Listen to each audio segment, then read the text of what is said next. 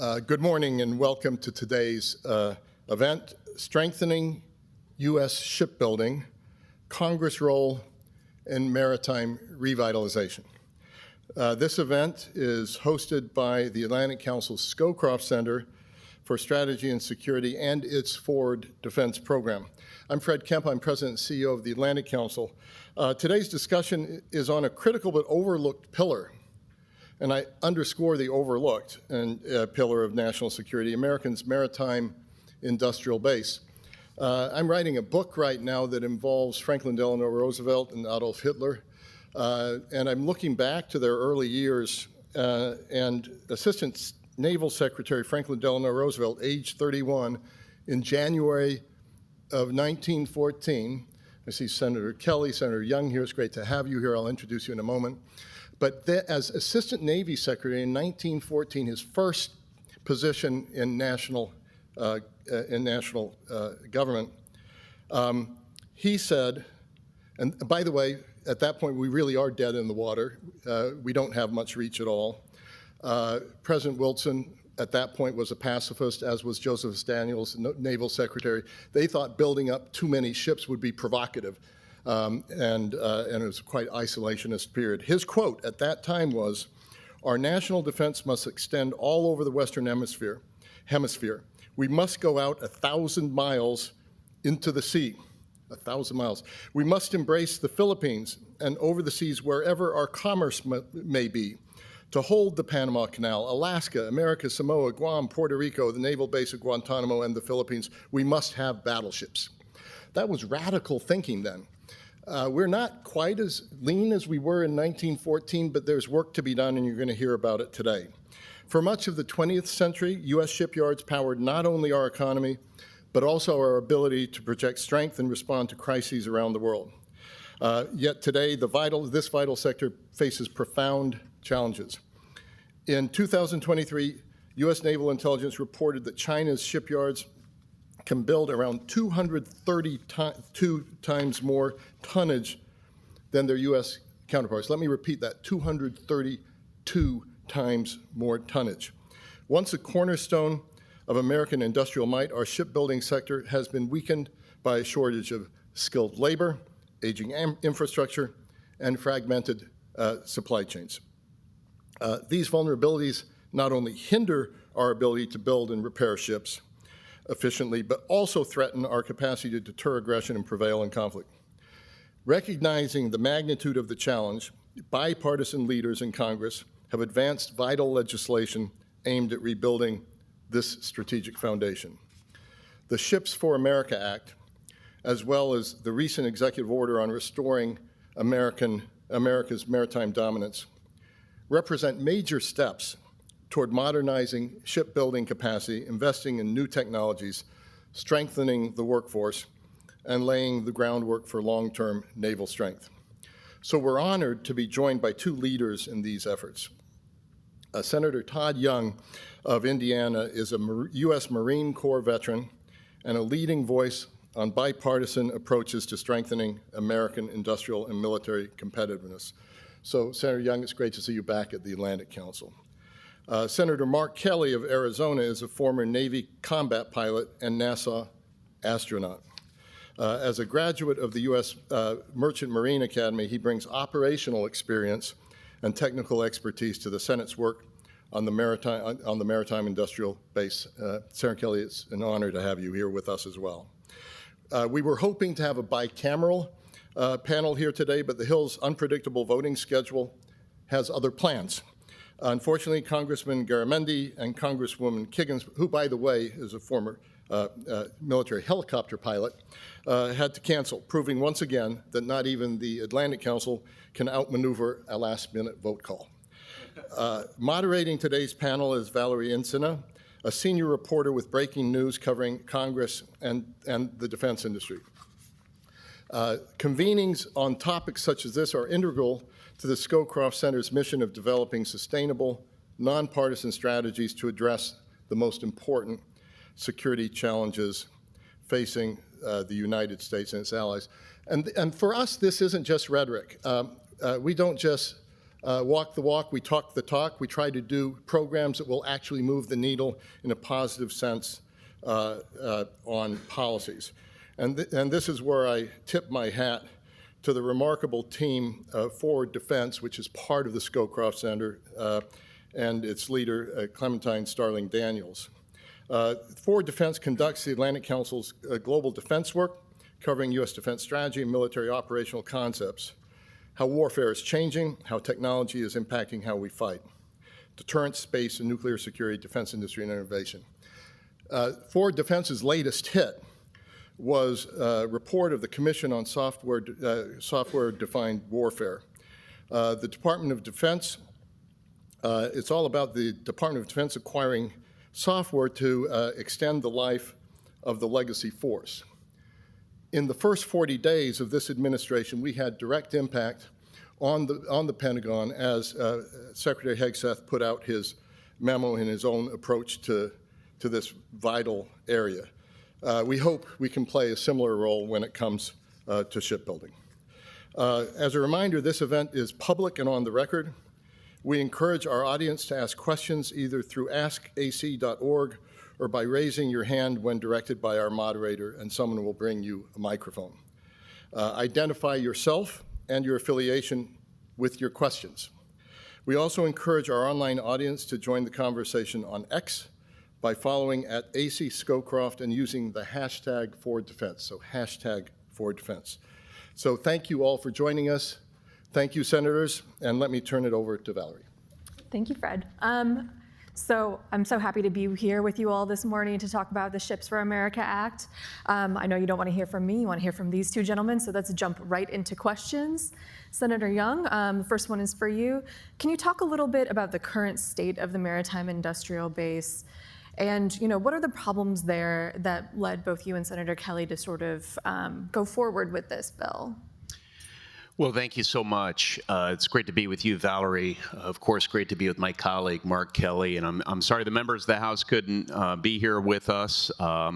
This happens. They're very busy, but they've been great partners in this effort, and we look forward to seeing it across the finish line. But listen, our shipbuilding repair base and our shipbuilding industrial capacity is infirm.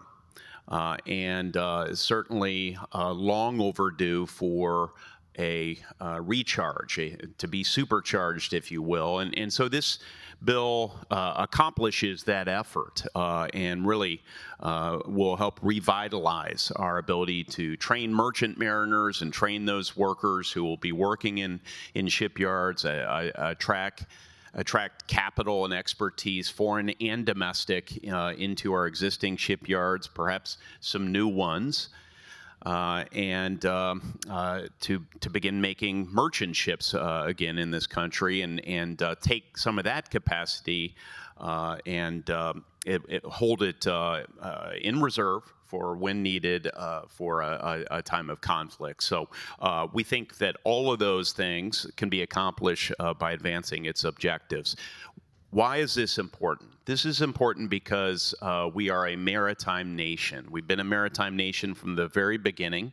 Our founders recognized the importance of sea power. In fact, in the 1790s, one of the first orders of business of Congress, since the theme here is Congress's role, Congress passed legislation to establish a navy and to begin building frigates. And those frigates were built in commercial shipyards. And it was recognized that we were a nation that depended on our trading facility and having secure lines of trade and communication so that we had access to the world and it had access to us. And they were quite sensitive, our founders were, to the insecurity of the world and our vessels, and therefore our economy and our national power. And so all of those things are still present. Except for the awareness, but I think it's not going to be particularly challenging to heighten awareness, because unlike other reshore initiatives, say semiconductors, one that Senator Kelly and I are familiar with, this one resonates This is very accessible to regular people. Of course we need ships. Of course we move things, and we need to continue to move things. Of course there will be opportunity that has heretofore been untapped if we make more ships here in this country. Of course, the United States of America can train people to make ships. So I'm really excited about this. I don't shy away from hard arguments, but this is an easy argument. And this is why I am here today to help make that easier argument, but no less consequential about why this is important. That's a great setup for my question for you, Senator Kelly. This is a bill that looks at shipbuilding as a macrocosm, both commercial and defense together. So can you talk us through some of the more defense-aligned portions of this bill? What do you see as most imperative for the defense side of shipbuilding? Well, let me just start by just to add on to what Todd said about naval shipbuilding. So we went from those seven frigates in the 1780s or so, to thousands of naval ships around World War II, to 500 during the Reagan administration, down to a few hundred right now. And we're trying to build more. We're trying to build 2 submarines, Virginia-class submarines, a year, and we build 1.4. We're trying to complete these aircraft carriers. The Ford-class, the Kennedy is going to be next. And it's a challenge for companies like Newport News and others to get their products out because they don't have the workforce, they don't have the supply chains, they don't have the suppliers, because we don't have this big, giant ecosystem. And part of this ecosystem is the commercial shipbuilding industry that used to exist in this country. There used to be many more shipyards than there are today. It was mentioned that China has 232 times the shipbuilding tonnage capacity of the United States. I mean, we have shipyards that build 1, 2, 3 ships a year. They're cranking out thousands. During the first Gulf War, which I participated in, we had to move a lot of combat power over to the Middle East. We did that very quickly. We had about 400 U.S.-flagged ocean-going merchant vessels. Today, that number is 80. China has 5,500. What we saw in 2021, 2022 with supply chain disruptions due to COVID could easily be repeated by China just making a decision not to ship anything over to the United States on their ships or ships that they have control over. So we are in a huge economic risk and national security risk. Now, getting to your question about what's in the bill that promotes, defense shipbuilding, really the anchor of this industry is the commercial industry. To give you an example, when I've talked to suppliers for Newport News Shipbuilding, who builds Virginia-class subs and aircraft carriers, there's like one certified valve supplier in the country. If they wind up with production problems, the Navy doesn't have anybody else to go to, and things get slowed down, and that chance of building that second submarine that year just goes away. And submarines, by the way, is one place where we still have a big overmatch with the Chinese, and we've got and it's kind of hard for me to say as a naval aviator that I'm really a proponent of our submarine force. We really need more submarines. So if we fix the portions of the commercial shipping industry, and I think of that as like a 3-legged stool here. So you have the shipbuilding portion of this. We got to build more ships, so we need shipyards to build those ships. We've got to flag those ships with U.S. crew members, and then we need the workforce to build them and to man them. And this legislation, it's over 300 pages in length. We dropped it yesterday. It touches all 3 of those areas. So if we fix the commercial side, the military side is greatly improved. Awesome. Well, I want to jump into those 3 legs that you mentioned a little bit later, but as you said, the bill just got reintroduced yesterday. What do you see as the pathway for getting this legislation passed? Do you see political will by House and Senate leaders to maybe get this floor time? Could something like the NDAA become a vehicle for at least part of some of these provisions? Just walk me through how you guys see this going forward. Well, because there's a national security nexus to this, and also a clear commercial dimension to it, since these will be commercial investments, it could fit a number of different places, which makes me even more optimistic about the potential for passage here. Right now, as you know from all the reporting, the one big beautiful bill is occupying the time and attention of many in Congress, and so I don't anticipate it, nor does I think Senator Kelly, it catching a ride on that larger package. But immediately following that, I would hope that we could, if not turn to this as a standalone effort, we could, and frankly, even in parallel, if people have constructive feedback and enough time they want to allocate to this, we would welcome that attention in parallel so that we can get this done. The president isn't wasting any time with his shipbuilding effort at the White House. They, of course, issued the executive order earlier this month. You're going to be hearing from I think Jerry Hendricks at a roundtable conversation after this, and many of you.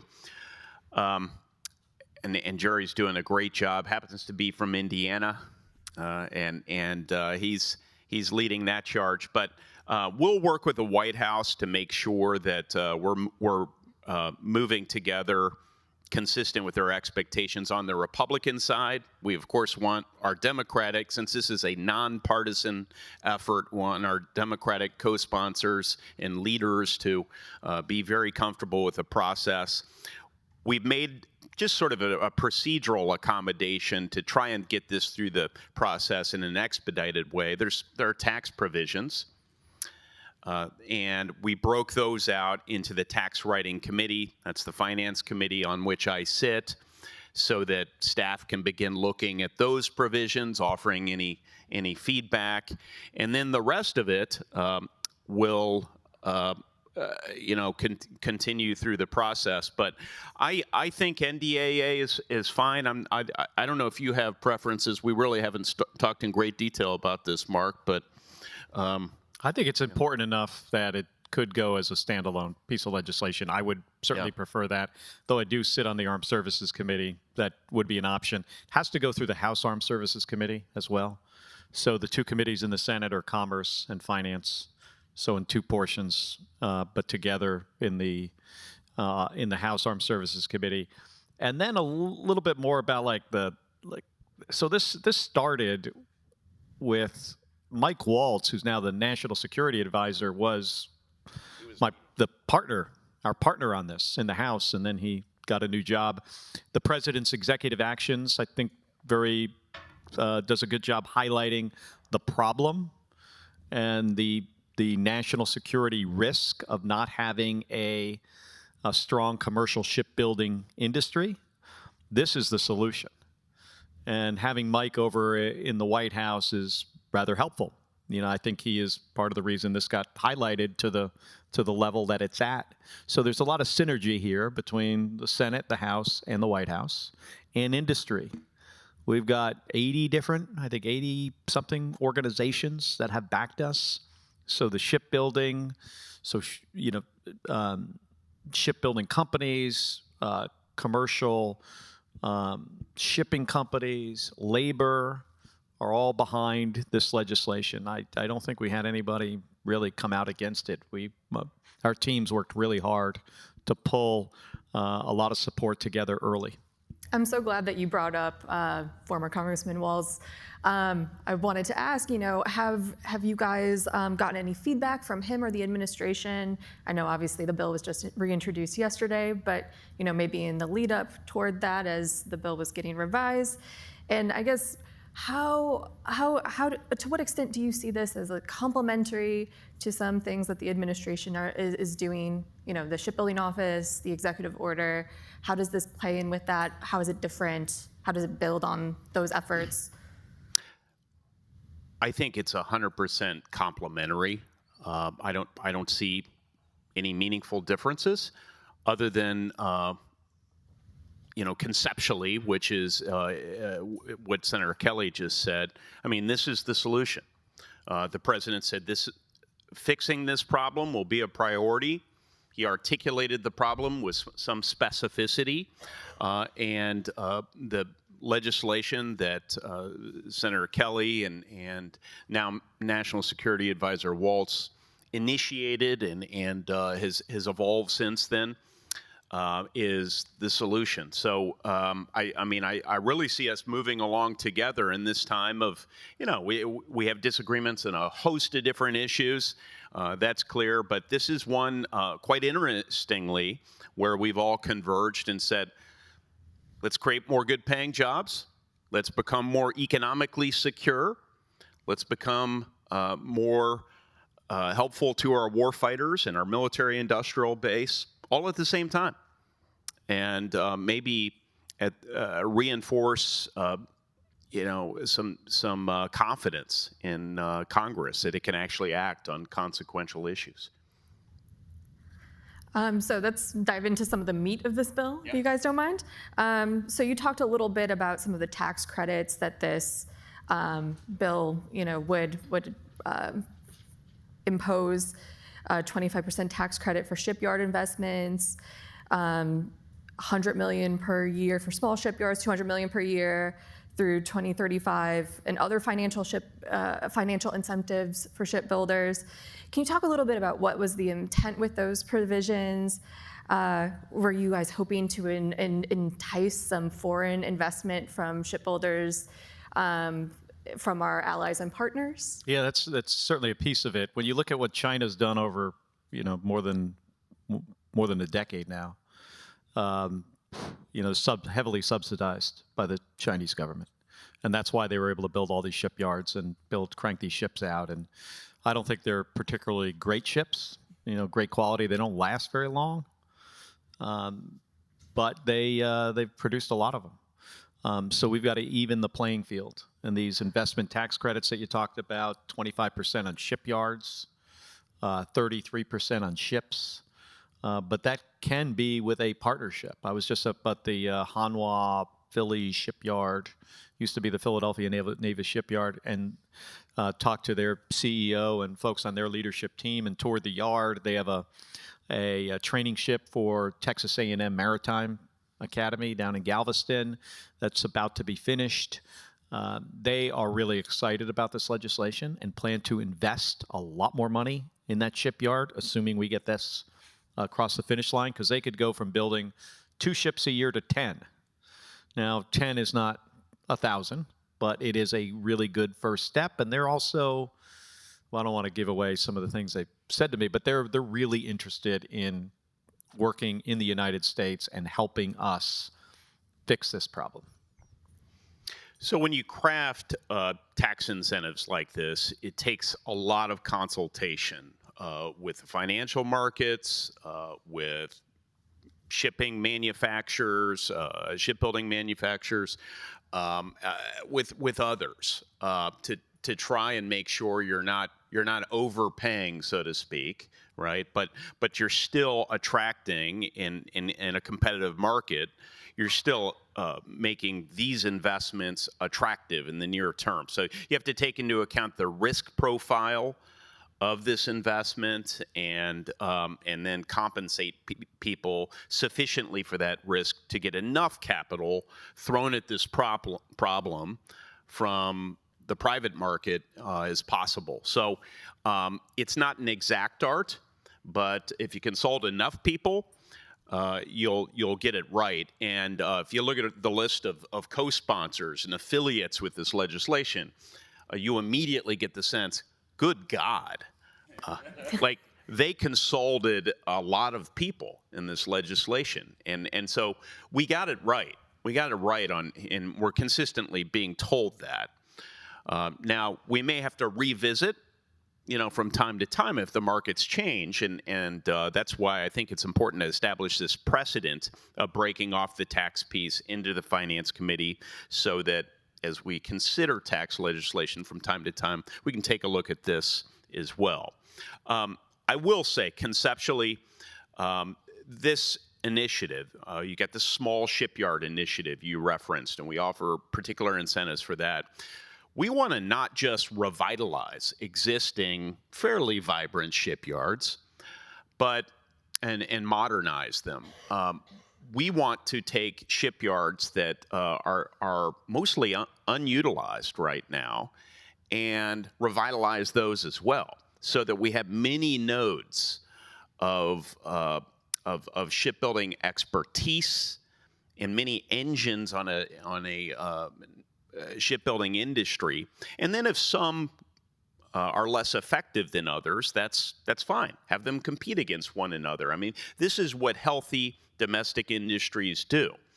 And we're literally trying to reconstitute, a vibrant shipbuilding industry here in the United States, and it will take some time. So both Mark and I set some expectations. 250 ships, merchant ships, in 10 years is our aim. And that's a lot. We're told that's ambitious, but we thought we'd push the envelope, and we think this legislation will help facilitate that. Going off of that 250 ship goal, how does that potentially strengthen national security? Is there a benefit to the defense industry and to the Navy by having those vessels? Yeah, so when ships are flagged under the U.S. flag in time of crisis, in time of war, the U.S. military has access to those ships. When they're flagged overseas, Liberia, Panama, some other country, we don't have the right to get access if we need them. We're really good. The U.S. military is really good at contested logistics, really great about moving things around the planet and getting stuff over to the Western Pacific if we need it there, or Europe, Africa, Middle East. And we're well prepared to do that in time of conflict, at the beginning of the conflict.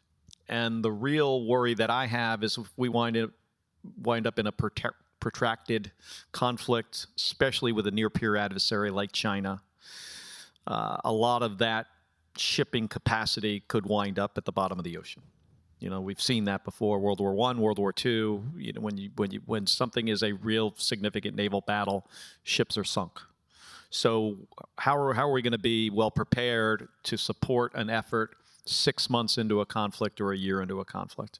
And that's why we need the excess capacity in the U.S. Merchant Marine to be able to step up. We've seen that throughout our entire history, and that's one of the goals of this legislation. Yeah, so this is sort of the other revolution in military affairs that we need. You have the whiz-bang tech revolution, and I think both Mark and I, we buy into that, right? We need attritable systems. We need next-generation systems that lead to changes in operational concepts and all the rest, the stuff we've been talking about since Gulf War I, right? But this is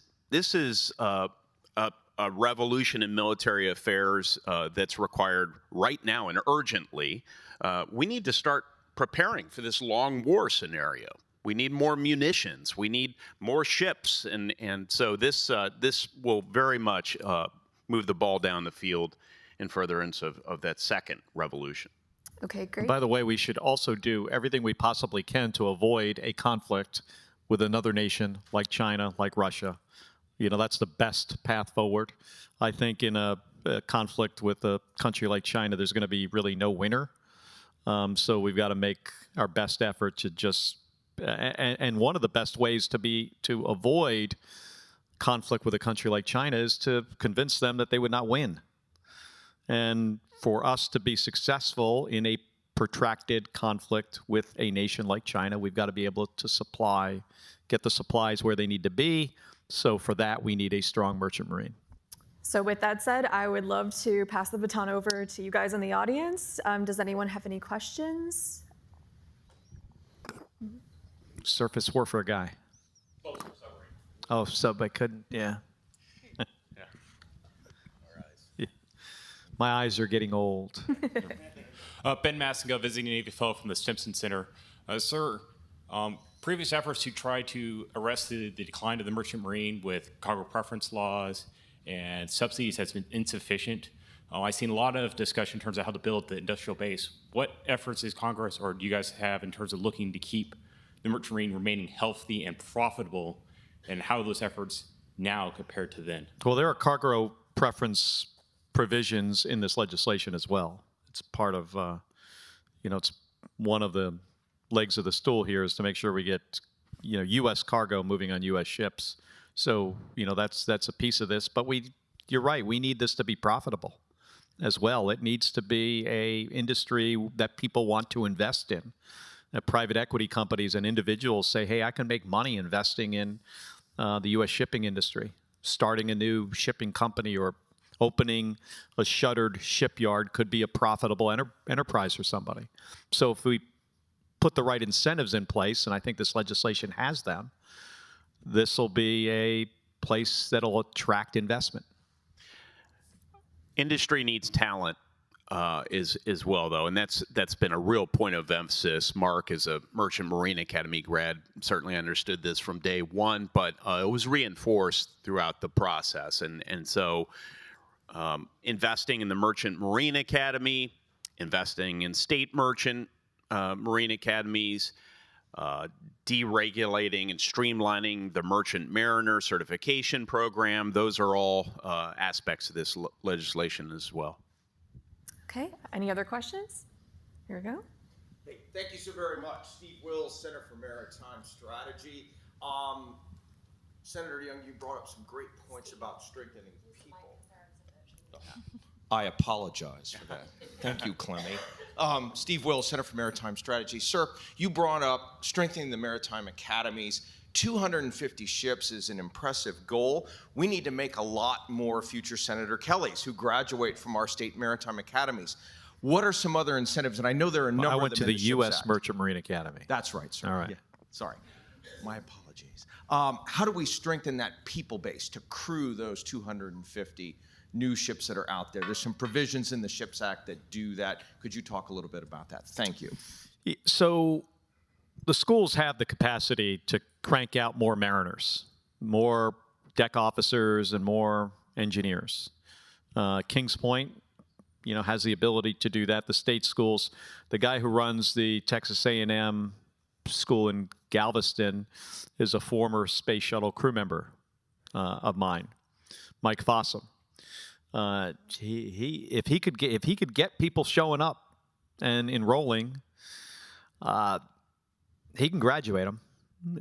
One of the challenges that the kids face going to that school is it's more expensive than getting a regular 4-year degree at Texas A&M. Some of the training requirements cost money, and they pass that cost on to the students.